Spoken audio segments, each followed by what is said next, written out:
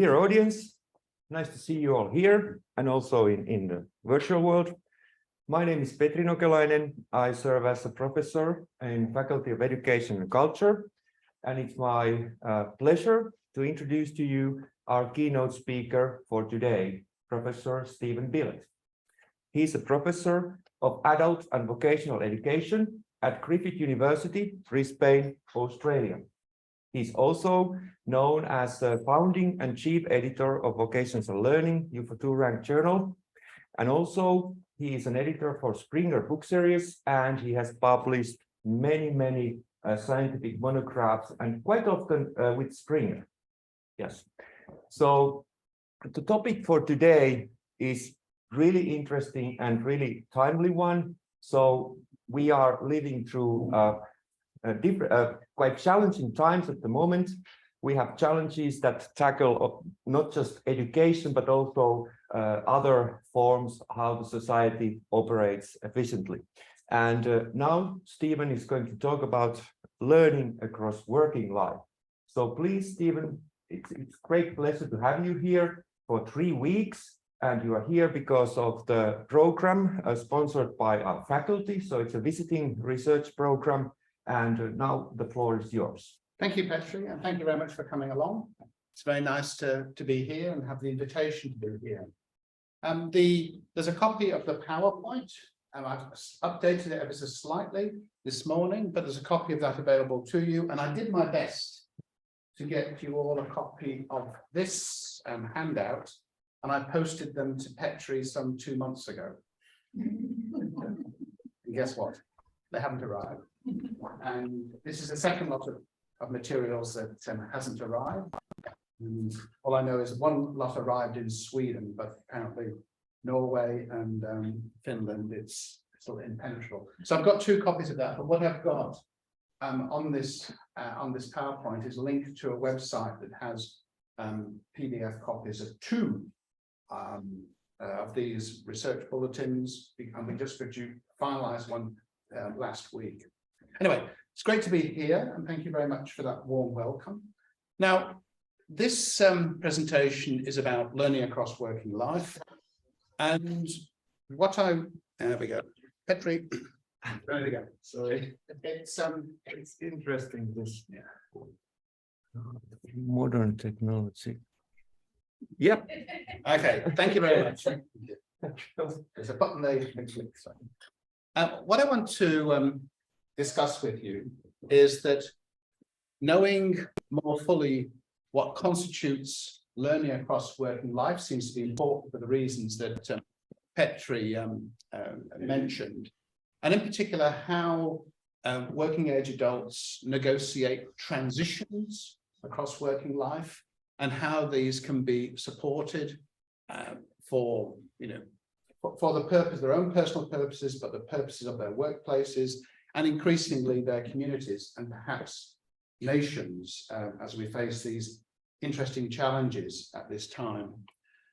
And I'll be drawing upon an investigation from Australia. It's still ongoing, and it's about how Australians learned across working lives, and also trying to understand how this learning occurs through advancing 2 explanatory concepts.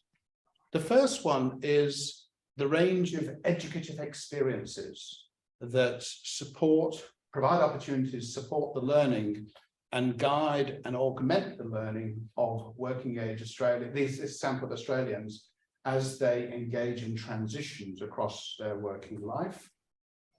And the second one is the concept of thank you. And the point is that this view of educative experience is far more expansive, larger than those that are afforded through educational programs. It seeks to open that concept out. Good. So secondly, the idea of personal curriculum. Traditionally, curriculum is looked at as in terms of its institutions, the kind of arrangements that's provided by education institutions and increasingly workplaces. But the approach here is to go back perhaps to some of the earliest concepts of curriculum and see it as a personal journey. View the concept of curriculum as a journey across life.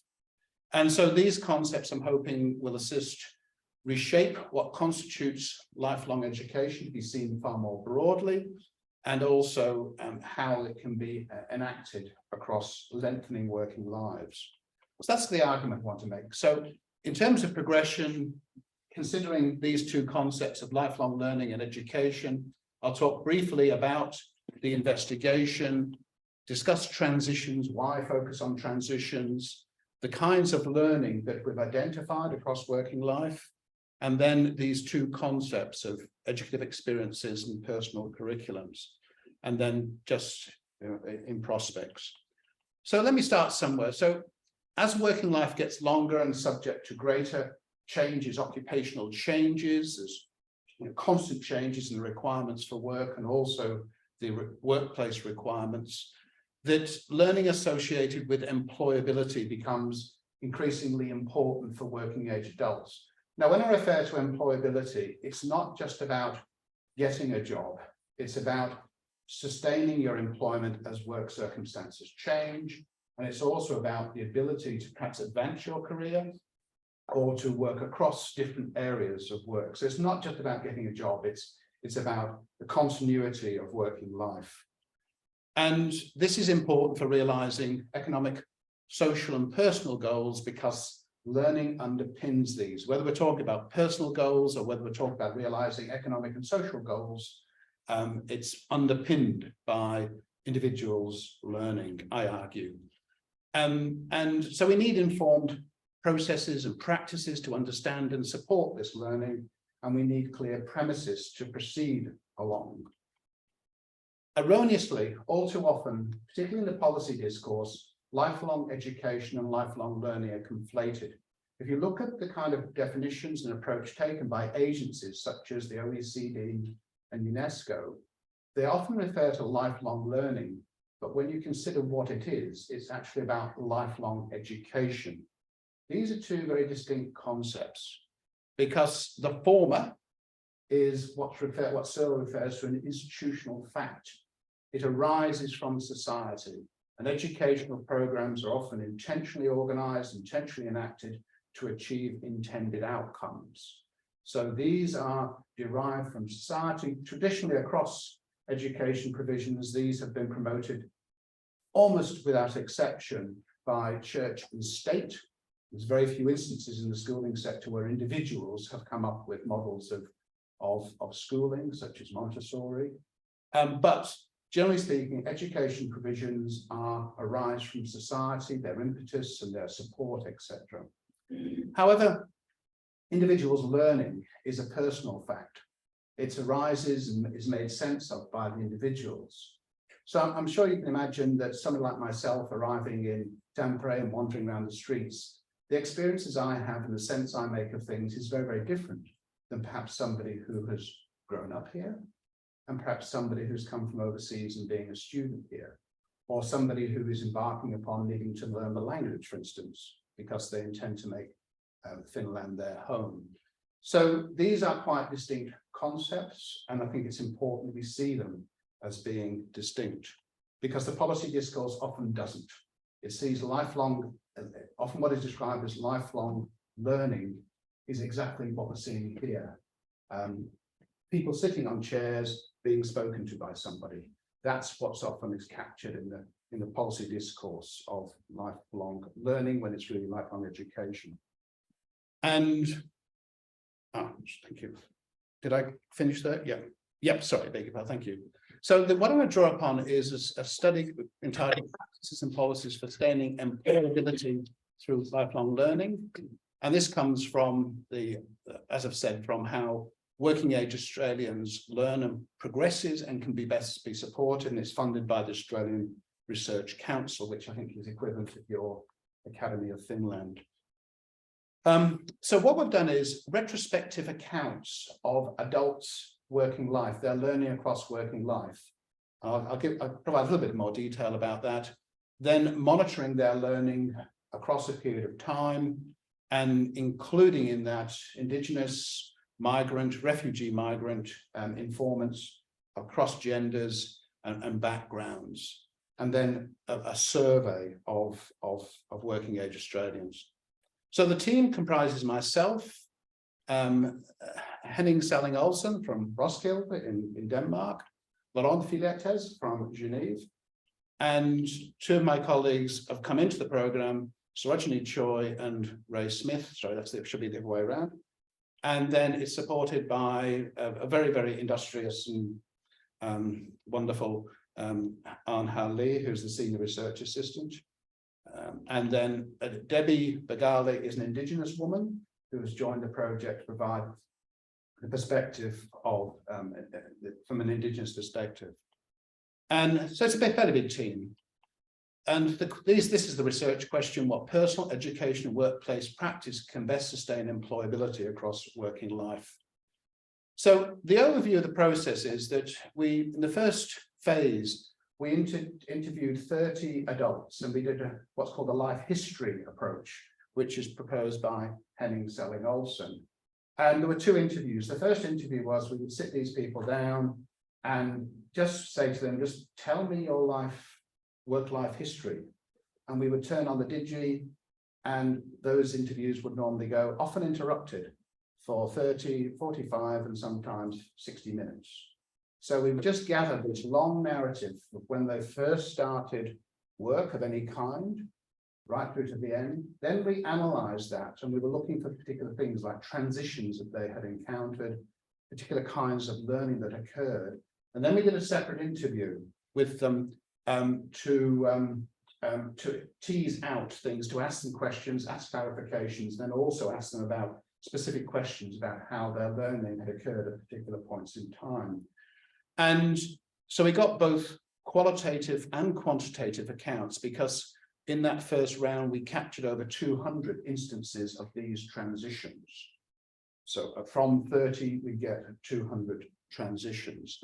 Anyway, what happened was the next phase was we were intending to follow people across working life for about 15 months or so, just to interview them on a regular basis to find out how they learned. Because the first round, I should have mentioned, we interviewed people who are in their 50s and 60s, because we wanted to get a long stretch, like a retrospective across pretty much a working life.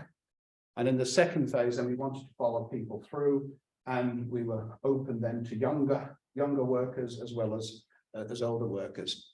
But so the idea here was that we would follow these people along, and then guess what? COVID came along, which kind of interrupted things, because we were intending to do observations, etc. However, we changed the focus of the second phase to try and look at individuals who'd been particularly affected by COVID, because that was happening, and the whole work situation was up in the air, more so for some individuals than others. So what we did was we tried to find individuals whose work life had been affected, and we did quite a few people from the aviation sector, which was really badly affected. So, for instance, one of our informants, in fact, more than one of our informants, but one of the informants in particular, in February 2020, he was the captain of a 777 flying intercontinental flights. 2 weeks later, he was unemployable. So this person had this very high prestigious job, command of life, command of a plane, all of a sudden was confronted with potentially not being employed again, because he was in his mid-50s, 55, and he knew that once the airline industry came back up, there's a whole process of relicensing where you have to go through simulators, and that is a very expensive process. And he was worried that he would lose his status, and the airlines would give priority to younger pilots. Also, when you become 60, you have to be piloted on with a younger pilot. It's part of the requirements because of the health risk of somebody over 60. And when you reach 65, you're not allowed to do intercontinental flights, which is what he did. So he was worried that he might never ever be able to work again. Then we interviewed other people, such as other pilots, but also people who were on the ground crew and cabin staff. We interviewed university educators, because in my country, the COVID really affected the university sector. 14,000 workers in the university sector lost their jobs. during COVID. And so we selected those groups of individuals and we followed them as best we could using Zoom interviews, etc. And so we monitored these 30 informants. Some of it was very difficult. In the end, for instance, two of the pilots we were working with could no longer go with the interviews because it was so confronting. I remember one of them said about, I do not want to end up at a lollipop, you know, the traffic controls. And he was talking about pilots who were filling grocery supermarket shelves, and this was hugely confronting for these adults. And then in the third phase, we took the findings and we generated some draft findings and had a survey which we had 670 respondents to. But I want to focus on these first two phases here, if I may. Let me start by, because this is all about people. Salim. So Salim was born in a Baha'i family in Iran, but after the 1979 Islamic Revolution, he experienced religious persecution. He wasn't allowed to have paid work. And he was restricted in his education. He was told he could only get this certificate for his engineering degree if he converted to Islam. And he also faced perilous conscription. At that time, there was a war between Iran and Iraq, and the Bahis were being put on the front line, which was like a death sentence. So he had his wife and young child. They fled to Australia on a refugee basis, and over the next 35 years, he's worked in a range of jobs: factory work, spare part work, driving buses and taxis. And then he gained the skills and became certified as a builder of houses. He worked in that field for some time, and then he hurt his back. And that required him to find alternatives. And so he's a very sociable, gregarious individual. And he then took up a coffee shop franchise, and then sometimes returning to bus and taxi driving before selling the franchise. And then he became a project manager for a construction company. So Salim experienced a range of transitions, each requiring significant learning to progress, becoming a husband and a parent during religious persecution that limited his education and employment options, fleeing his country of birth to establish a life in Australia, needing to be competent in English to engage in working life, negotiating employment of different kinds across that period, and then becoming and working as a builder, and then a coffee shop franchisee, and then a project manager for a construction company. Shirley, these are pseudonyms, of course. Shirley is in her 50s and is currently a casual administrative worker. She was born with dyslexia, and she lived in an area of Australia where she couldn't get perhaps the level of support that was needed at school. Her schooling life wasn't good, and lots of disruptions, and she left with very low levels of educational achievement. Her parents were highly supportive, and they found her initial employment, and then supported her through vocational education programs, and she learned occupational skills. Then later, as an adult, she undertook the completion of her senior education again and got university entrance to be a teacher. She completed her teacher education course, but only lasted as a teacher for 3 months because she found the demands of teaching young children too much. It was beyond probably the scope of what she could achieve. And then she did a work for local government, and then she got promoted, and it seemed that each promotion put her in positions where the challenges and the tasks became difficult, more and more difficult, and then ultimately overwhelming. So she retired from full-time work. So Shirley had a number of transitions across her working life, including becoming a retail worker, beauty therapist, receptionist, high school teacher, clerical worker, and undertaking a range of roles in local government before she retired. And she's technically a casual administrative worker, but really I think she's retired. And so we've got 59 of these kind of vignettes that we can look at and examine qualitatively. Why transitions? Well, the learning required to negotiate these transitions are often personally significant, and the impact of negotiating them can be quite great. And so they offer bases for understanding learning across working life. A lot of the incremental learning that we do on a day-to-day basis, which is called microgenetic development, is very difficult to capture because people aren't conscious of it. And so it's very difficult to capture and report. But these moments when people have these significant changes, people remember them, people can recall, and these are clearly important learning experiences and learning episodes for these individuals. So they provide good bases, I think, for capturing the processes of learning and its outcomes, personal development, but also how and in what ways they're supported in that learning. And the other thing is that most accounts of human development actually have within them the notions of stages, albeit in very different ways. And a key consideration in developmental studies is how individuals negotiate those those stages or transitions. So some of those accounts emphasize maturation, the process of maturing. And this is what Searle refers to as brute fact, the brute fact of nature, that our capacities change as we age. My hearing isn't as good as it used to be, and I'm not as fit as I used to be, and there's lots of things about me that I'm probably not as good as I used to be, but let's not go there. Others emphasize social and societal contributions of different kinds, and these are referred to by Searle as institutional facts. So, you know, people like Erickson and Kohlberg refer to engagement in life, societal roles, etc., etc., and as does Levison. And then there's also the importance of personal factors, how the individual comes to respond to the challenges which they find from the brute world of maturation, but also the social world they engage in. So all these three factors seem relevant to understand and inform considerations of what is technically referred to as ontogenetic development, the development across the life courses, which is inevitably shaped by the experiences we have earlier, the premediate experiences.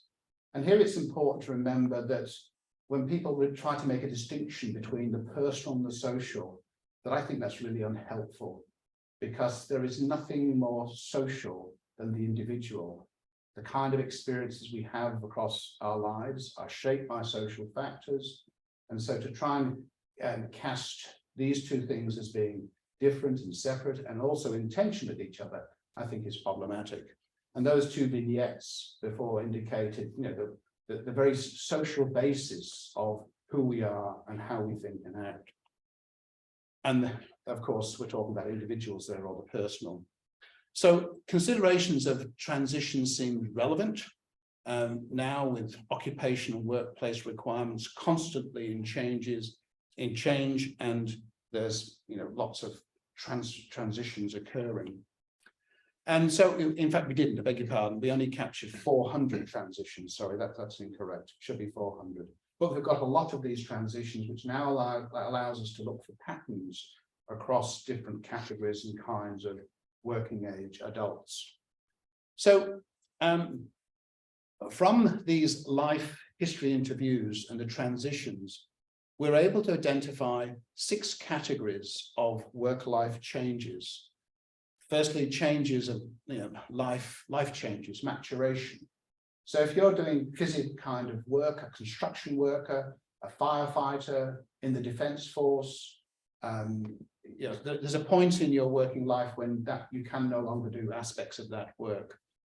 That occurs. Then there's change in employment status, which arises from changes in the available work, and then changes in occupation, changes in occupation or occupational focus, the kind of skills that are and capacities that are required. Just think of all of the changes that have gone on in education in the last 2 years, where we've had to shift to online education provisions, and the challenges that has meant for many educators across many countries. And then changes in employment through restructuring or change economic circumstances. My original occupation was in the clothing manufacturing, and that, in Britain, and I saw the industry disappear there. I moved to Australia and I saw the industry disappear there. So, the industry shifts around globally, and that industry is the kind of industry which goes to wherever labor is cheap. Cheaper or cheap? Probably cheap. And there's also changes in location as people move from one city to the other, or in particular from one country to another. And then there's changes in physical and psychological health and well-being, and that is personal health and well-being, or changes in family and members of families' health and well-being, and then changes in personal lifestyle, people actually making conscious decisions. Some of it is about personal preference, so people want to have a different change, a different kind of life. Another is about subjectivity, the sense of self that I don't want to do that work, or I want to do that kind of work.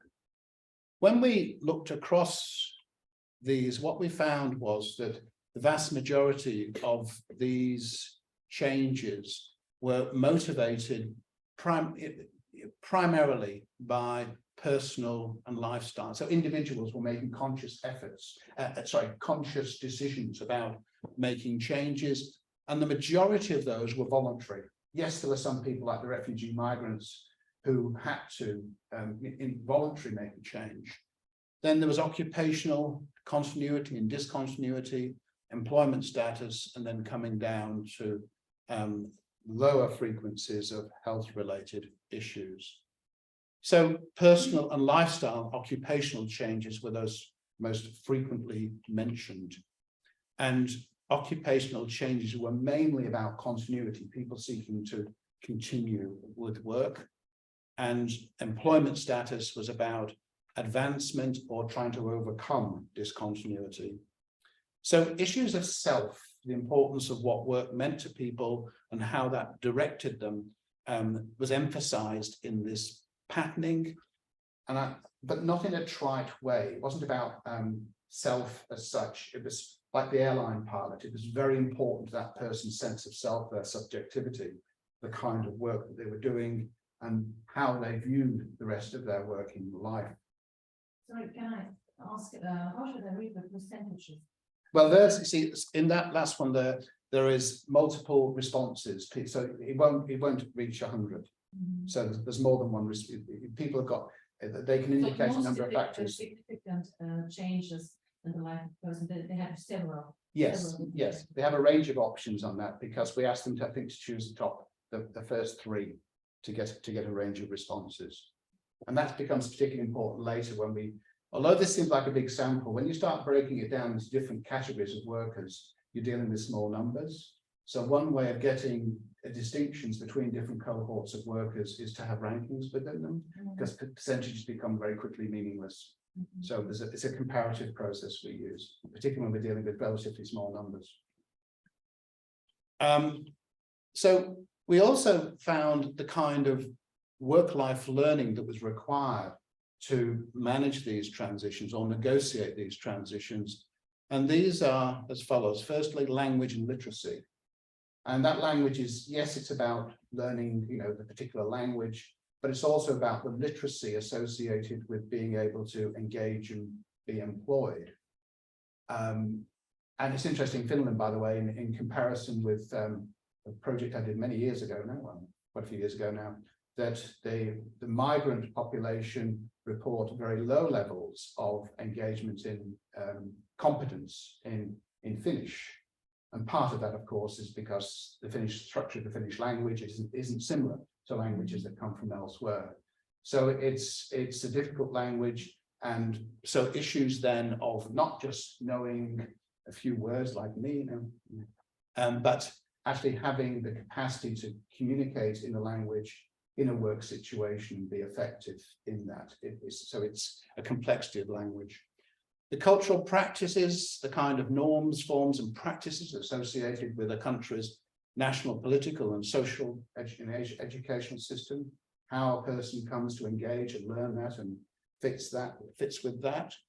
And the world of work involves the requirements for paid work, the sort of requirements that come through them, being responsive to workplace needs. For instance, Salim, who comes from a background where, and by the way, many of the migrants that I've interviewed do come from a background where there's an expectation that you always earn your income. And you'd have a responsibility to earn your income. The Chinese culture, they have a term about contributing to the rice pot, the iron rice pot, which means you always have to contribute. You shouldn't be taking more out of the rice pot than you're putting in. So it's kind of interesting because in a welfare society like Australia or Finland, a person like Salim, if he was to take social welfare, he would be ashamed. It would be he would deny his adulthood in some sense. So different perspectives from different cultural backgrounds play out here. And then work-life engagement, being able to respond and to engage in work as circumstances change. And then finally, the occupational skills associated with those occupations. So these are the kind of learning that we identified. Now, coming up with a model to try and make sense of this. And by the way, all this is in the PowerPoint, which you can get access to. So this initially, then we tried to come up with a model, and there were certain factors which initiated these changes. There were particular kinds of changes that need to be negotiated. There was the kind of learning that individuals need to acquire, the individuals learning it, and then there was support for it. And then there were particular outcomes arising from that, which could be positive or negative. So that was a kind of an attempt to come up with an explanatory model. This then suggests that we know that a lot of incremental learning occurs between these transitions, and that external support for it can be minimal because a lot of learning occurs.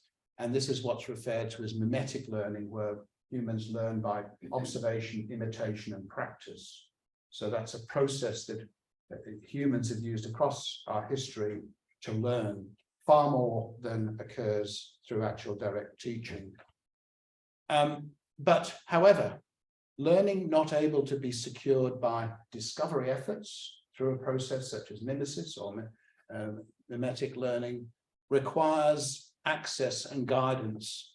And this is particularly likely to be the case with occupational knowledge, because it doesn't come from within us. It's sourced in the social world, and we need to access that knowledge. Occupations are really cultural practices. And so cultural practices arise from culture, their particular forms, their requirements. And so we need to engage with culture to access them. And then it often requires effortful engagement to learn a language or to learn a new skill, and often requires support from individuals. And so intentionality for learning across working life is important, but it's not always singly focused, long-term, strategic, or coherent, but usually it's goal-directed. So one of the people we interviewed was a New Zealander who, like lots of people from Australia and New Zealand, came to Europe and was traveling around and doing work and things like that. And guess what? Met the woman of his dreams. And so he found himself in the Netherlands, needing to find a decent job to, build a life there. So that wasn't his intention. He had a family business to return to in New Zealand, but he got distracted and built a life and had to learn things differently. So the point is that it's not just ad hoc, it's actually often quite intentional. And so individuals' learning or individual education across working life is personally shaped, enacted and mediated by individuals who, and how that occurs needs to be judged individually. So there's a range of experiences that assisted these informants' participation and learning, and these comprises these educative experiences that afford opportunities, and they largely come from the social world. Now, so there's a quote from Dewey here: the educational process has no end but itself, its own end. It is a process of living. And that's probably why the philosophers said some of the most sensible things about vocational education early on. So we need to account for continuities and discontinuities across these transitions, including failure or lack of success, which is also important to capture.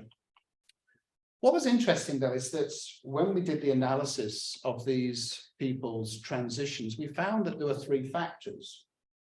I guess we thought there might be two. There's the individual, the educational provisions broadly cast. But what we found as we engaged was that this thing called community kept on coming up, that community enabled, community provided opportunities, community provided support, but community is a very broad concept. I've got it in inverted commas there because it constituted in different ways support from family, from ethnic and cultural affiliation, from employers, from invitations to engage or invitations not to engage, societal sentiments about what was valued and what was not, and societal sanctioning, measures of esteem, certification. So, for instance, Salim, who I introduced you to earlier, when he arrived as a refugee migrant in Australia, he became linked up with the Baha'i refugee community in Australia, and they provided him with access and guidance. He then, they were the ones, because he first arrived in Adelaide in South Australia, which we see as being cold, and they thought that he would be more suited to the warmer climate of Queensland. But there was a community he engaged with there that provided him with employment options. Now, I think it's interesting. When I think of my own experience, I spent my first six Christmases in Australia on my own. And that's not to say, poor Stephen. But the point is that I didn't really have a community to engage with, whereas Salim was part of the virus community. He became part of the church, and the community provided him with a range of support, which included engaging in a sort of apprenticeship with another Baha'i person who was a builder. And so we worked alongside and learned that. So the community reached out and engaged in different ways. So out of this, then, this idea that it's the person plus education plus community came out. And this was, I think, one of the first interesting things that, and there's these educative experiences, which I'll get to in a second. And these educative experiences, I think, have shades of what Silvia Ghediardi refers to the practice of communities. Ghediardi's work was in this concept was to question the concept of communities of practice, and she turned it round. Said we need to look at the way that the community practices, how it goes about its work, and who's involved and who's not. And let me go to these educative experiences. So these are experiences that assist, guide, and support lifelong learning. And these were found to be those that guide towards and provide opportunities for individuals to engage in work activities from which they would otherwise have been unavailable. And invitations to engage in activities and interactions that would otherwise not be available to them. Support and mediated access to knowledge required for engaging those activities and interactions that they would not have learned through discovery alone, and guide the development of those capacities either directly or indirectly through interventions, and then acknowledge, capture, reward, and certify the learning in ways that allowed them to progress that would not otherwise have been able. So these were a set of findings that came from the kind of experiences which were supportive of learning. Now, curiously, yesterday, I visited Tredu Learning Village with colleagues here, and this is what we found. This is an arrangement where mature age adults, working age adults, many of whom have had discontinuity in their working lives, are given an opportunity to learn two areas of occupations. One is painting and the other is maintenance, building maintenance. And it's a very, in educational terms, it's a very unstructured approach. They're guided through, depending upon their individual capacities, they're given particular kinds of support and particular opportunities. These individuals, so we're told, engage in activities, authentic activities on this large site in a place called, which I can't pronounce, called thank you very much, which is this huge redevelopment that's going on. And it was very interesting because I was just working on this last night, reflecting on the day's visit yesterday, and just thought how this was fitted quite well with what I certainly took from that visit yesterday. So I thought that was interesting. This was quite unexpected.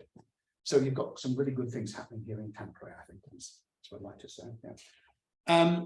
And in terms of these educative experiences, here's some examples of them. And this, I don't expect to read this. This is just some illustrations of them, of what we found in terms of numbers of these kind of experiences and some examples of them from the data. Now, what is not in your handout, because this is some work that occurred this week, is that I did an analysis of these kind of educative experiences across 621 instances of these educative experiences, and looking at the most likely source of their the contributions from them. So if we go down this list, what we find is the first one, which is about guide towards and provide opportunities. What we find, by the way, that what you can't see here is behind me is community. And what you'll see that the opportunities were largely reported as coming from community. Invitations to, workplace. And then invitations to participate largely came from community, and support and mediation of that learning came largely from the workplace. And then guidance in the development of those capacities, perhaps unsurprisingly, largely came from workplaces, and acknowledgement and reward and certification were largely coming from education provisions. And so I've just highlighted in red the most, the highest percentage there. That to me suggests not to sort of point fingers and say, hey, community is good for this and education is that, but to suggest there's a system that's required to achieve those kind of outcomes, that community provides some kind of engagement broadly cast, workplaces provide a whole set of experiences, and then also from education has a key role in there. This is not about saying it all should happen in the workplace. There's different contributions come from these institutions. So that was interesting. So this concept of personal curriculum is quite controversial, as I found out just recently. So the orthodox, the meaning of the word curriculum is the path to progress along. The pathway, the path to progress along, the path to progress along. That's the origin of the word, and or the course to follow. There we go. I've got it written up there. And these tend to have been captured and seen in terms of the pathway set out by institutions, education institutions. In fact, Tyler, I think in 1949, defined curriculum as achieving the goals of the school. Earlier, Bobbitt, I think in 1911 or so, took a view of curriculum as being the journey that a person takes across their lives. So personal curriculum offers bases to capture individuals' personally unique set of experiences across their life course, including but not defined by those provided by intentional educational experiences. And this is a rough definition I've had a go at doing.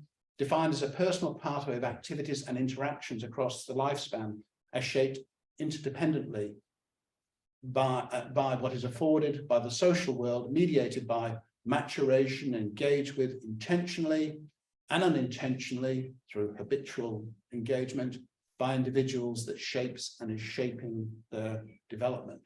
Okay, so that's a horrible definition, but the funny thing is that I prepared this paper on personal curriculum, and I consulted some of the sub-editors before I sent it in, and I sent it into the Journal of Curriculum Studies, which is the foremost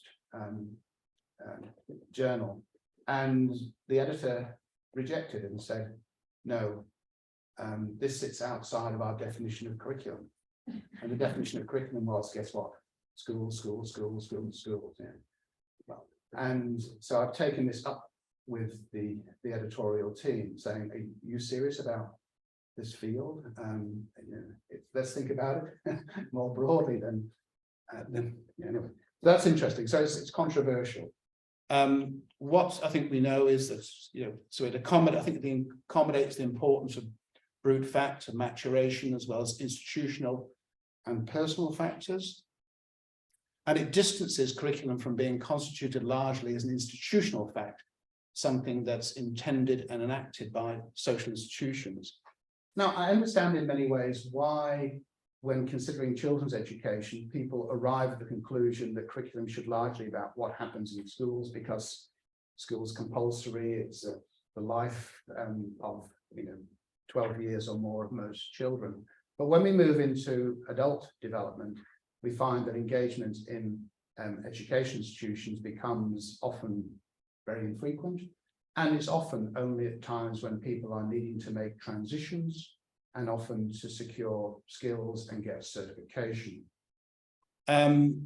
So as I mentioned, that early theorizing by people like Bobbitt was from that view that curriculum was about the individual's life journey, but Tyler and those who continued his work from him, such as his student Hilda Carver, etc., have really seen curriculum enshrined in this concept of it's about what institutions do.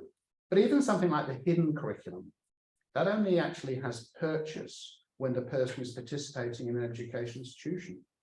What happens outside of all of that? And that becomes particularly pertinent when we're considering adults and their development. So there's interesting issues here, theoretically, conceptually, about curriculum, as well as a consideration of adult life working. So illuminating and elaborating personal curriculums, we've tried to find ways of capturing these and to look for patterns in these individuals' trajectories. And so it provides a means to elaborate specific educational experiences supporting work-life learning, which did in that earlier table.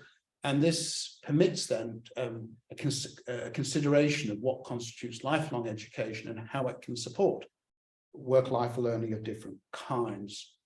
And this then places individuals' learning and change quite centrally in the process. So it actually places the person, I think, fairly centrally in it.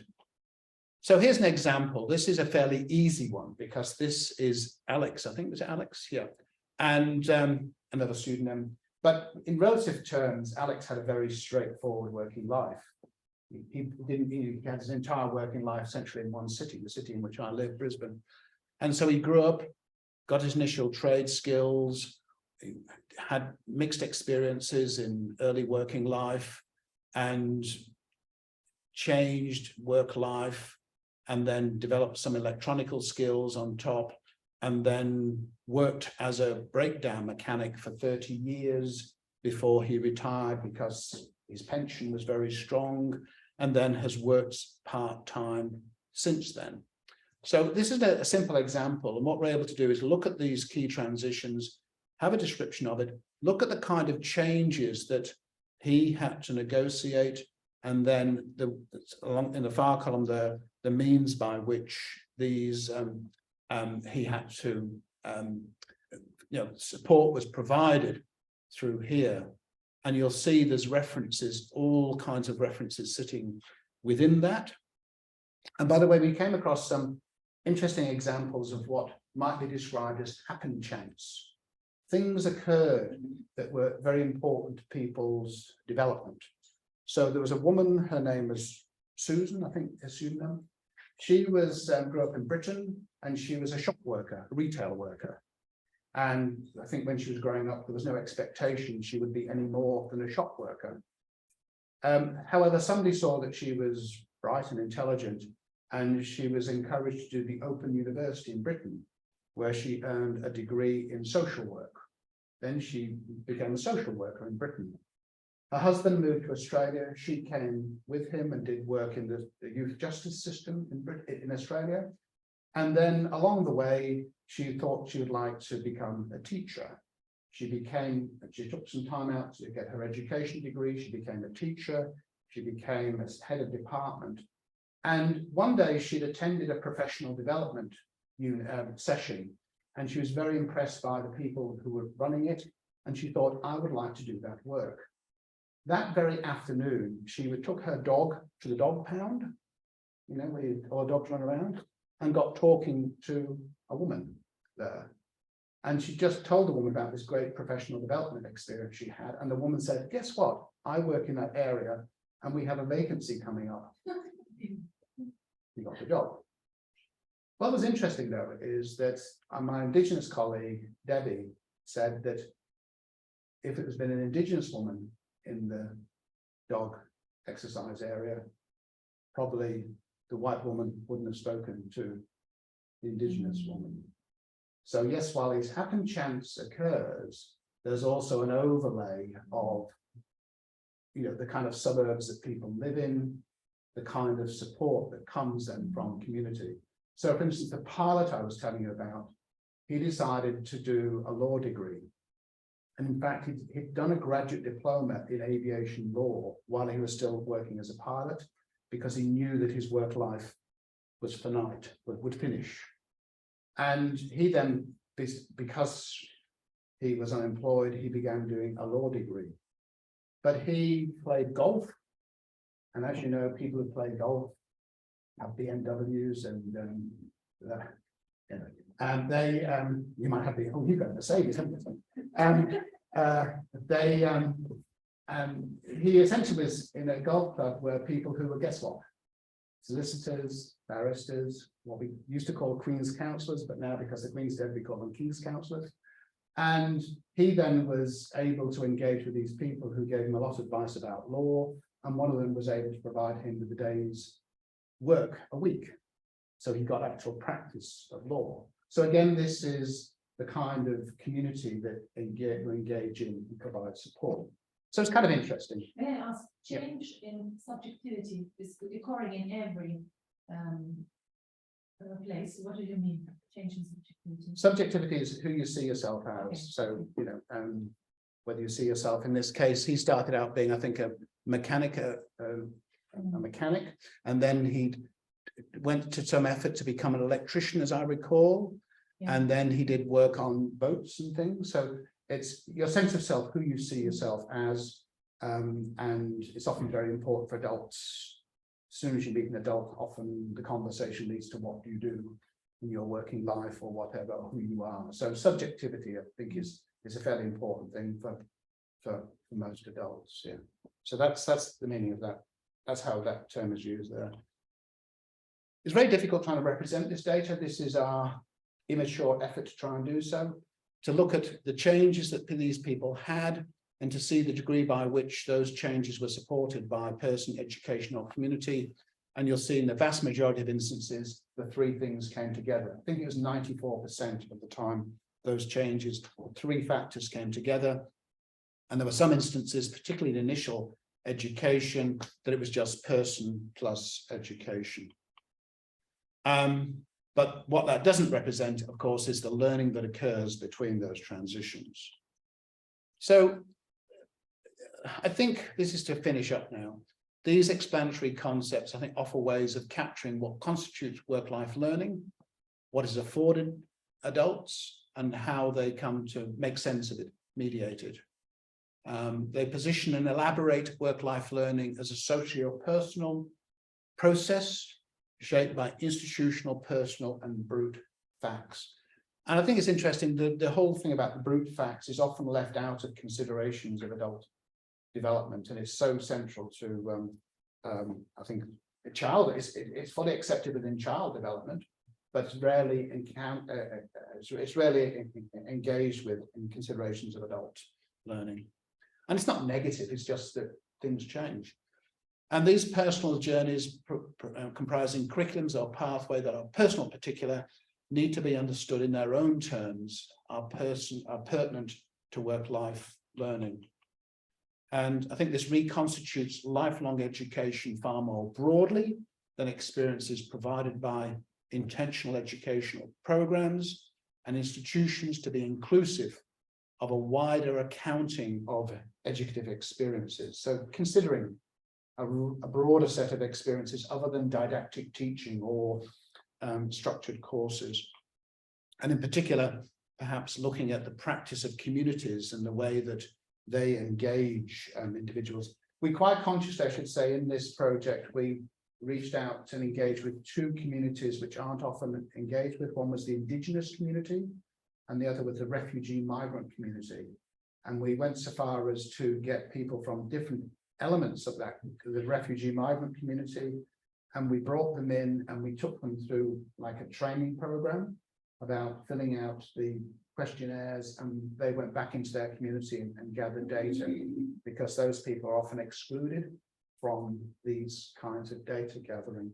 And we've now got this task of trying to look at patterns across different kinds of cohorts of these learners.